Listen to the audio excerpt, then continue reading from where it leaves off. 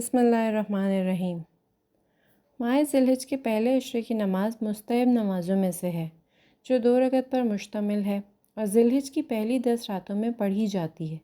اس نماز میں سورہ حمد اور سورہ اخلاص کے بعد سورہ اعراف کی آیت نمبر 142 پڑھی جاتی ہے۔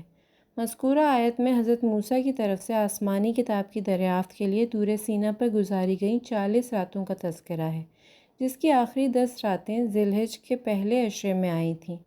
احادیث کے مطابق جو شخص ذی الحج کی پہلی 10 راتوں میں ہمیشہ اس نماز کو ادا کرے گا وہ حاجیوں کے ساتھ ثواب میں شریک ہوگا۔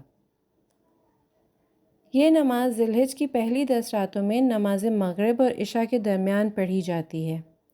یہ نماز 2 رکعت پر مشتمل ہے، جس کی ہر رکعت میں تکبیر الحرام کے بعد سورہ حمد، اس کے بعد سورہ اخلاص، پھر سورہ اعراف کی آیت نمبر 142 پڑھی جاتی ہے۔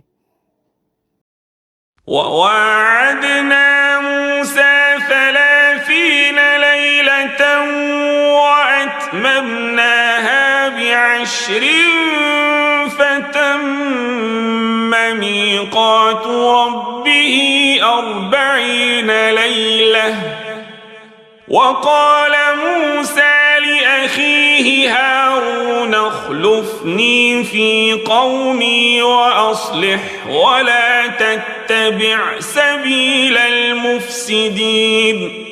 ترجمہ: اور ہم نے موسیٰ سے تورات دینے کے لیے 30 راتوں کا وعدہ کیا تھا اور اسے مزید 10 راتوں سے مکمل کیا۔ اس طرح ان کے پروردگار کی مدت 40 راتوں میں پوری ہو گئی۔ اور جناب موسیٰ نے کوہ طور پر جاتے وقت اپنے بھائی ہارون سے کہا، تم میری قوم میں میرے جانشین بن کر رہو اور اصلاح کرتے رہو اور خبردار مفسدین کے راستے پر نہ چلنا۔ اللہم صلی علی محمد وآل محمد۔